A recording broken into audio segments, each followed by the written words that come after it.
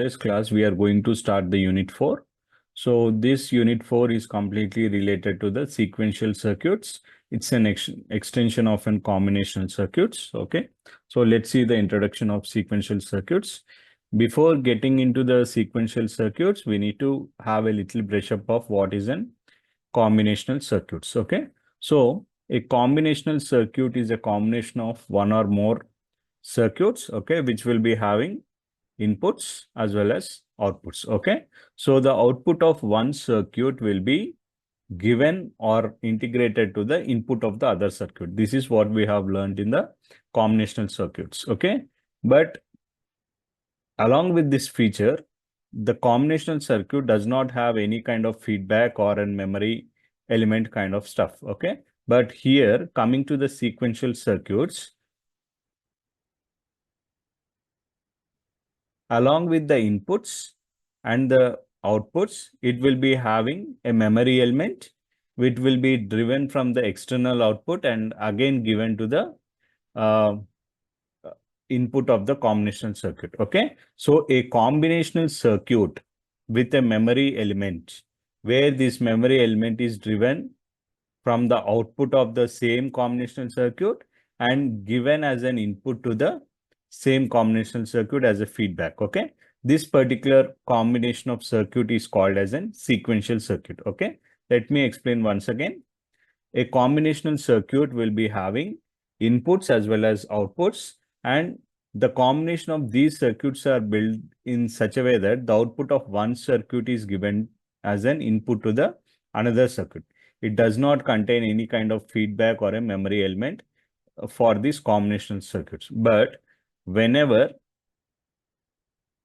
a combinational circuit's output is given as a memory element to the input of the same combinational circuit, okay, then it can be considered it as a sequential circuit. To keep it technical,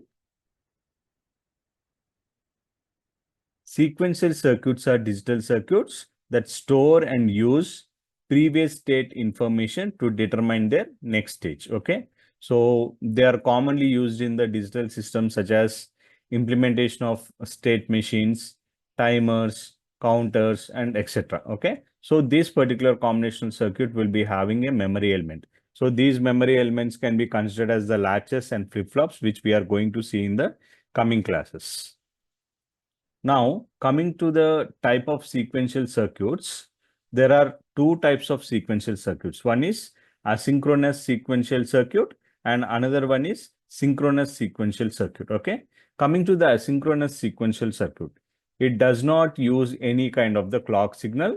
It just uses the pulses of the inputs. Okay. So if you see over here, these particular sequential circuits will be having inputs and outputs, and it does not depend on any kind of clock pulses. So as it does not depend on any type of clock pulses, it is called as asynchronous sequential circuit. Whereas coming to the synchronous sequential circuit, this data input and output will be completely depending on the clock pulses. The output of the pulse is as same as the duration of the clock pulse of the clock sequential circuit.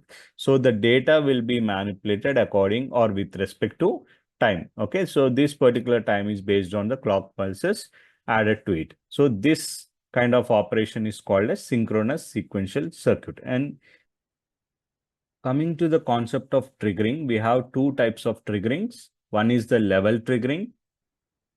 Another one is the edge triggering. Okay. So coming to the level triggering, we have two types of triggerings. One is positive level triggering and the negative level triggering. Okay. So what is positive level triggering? The circuit changes its state when the clock pulse is high or the clock signal is high. Okay. So this is how the concept is represented in the form of a waveform, square wave. So this is positive level triggering represented in the waveform. Okay. So the circuit changes its state when the clock signal or the clock pulse is high. And coming to the negative level triggering, the circuit changes its states when the clock signal or the clock pulse in the low state. Okay. So this is how a negative level trigger is indicated. Okay. And coming to the edge triggering. So it is completely the circuit state completely depends on the edges of the signal, whether it is a rising edge or the falling edge of the signal. Okay. So I will show you what is the rising edge and falling of the edge of the signal. So edge triggering occurs when the state changes is initiated by the transition of the clock signal. That means as per the clock signal, whether the clock signal is in rising state or in falling state, based on that, the edge triggering will be done or calculated. Okay. So in edge triggering also, we have two types, positive edge triggering and negative edge triggering. Okay.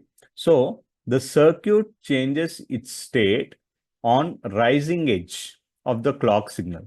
So this particular rising edge of the clock signal is called as positive edge triggering. And the circuit changes its state on the falling edge of the clock signal. This is considered as the negative edge triggering. Now let's see in the form of a wave.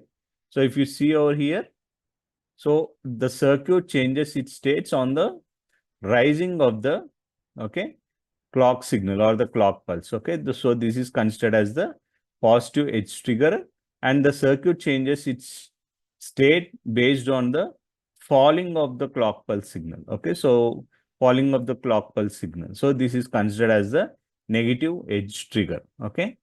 And let's see some advantages, disadvantages, as well as applications. And coming to the advantages of sequential circuits, as I've already told, apart from combinational circuits, sequential circuits will be having its memory element where you can store various binary values according to the applications. Okay. And timing is also an added advantage where the data can be in the digital systems can be transferred in a synchronized form. Okay.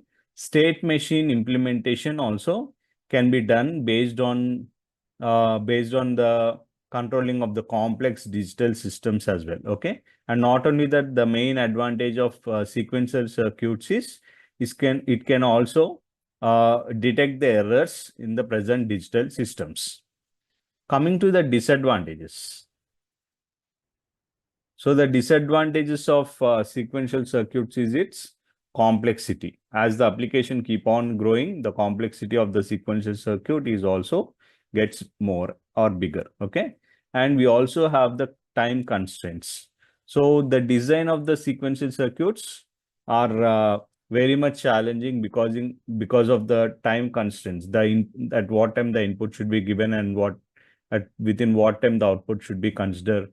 These kind of time constraints are also is a one big disadvantage of the sequential circuits.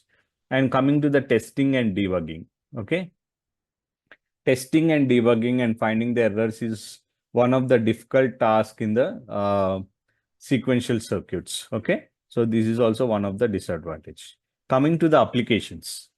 These kind of sequential circuits in the digital systems can be applied to counters, registers, memory elements, state machines, timers, etc. Okay. So all these components or the modules you can see in the digital systems implementation. Okay. So on the whole, what you need to observe is sequential circuits is nothing but the output of that sequential circuit will be again fed as a memory element and given as an input to the same combinational circuit. Okay. So a combinational circuit plus a memory element will be giving us a sequential circuit. Okay. So this is the introduction of the sequential circuit.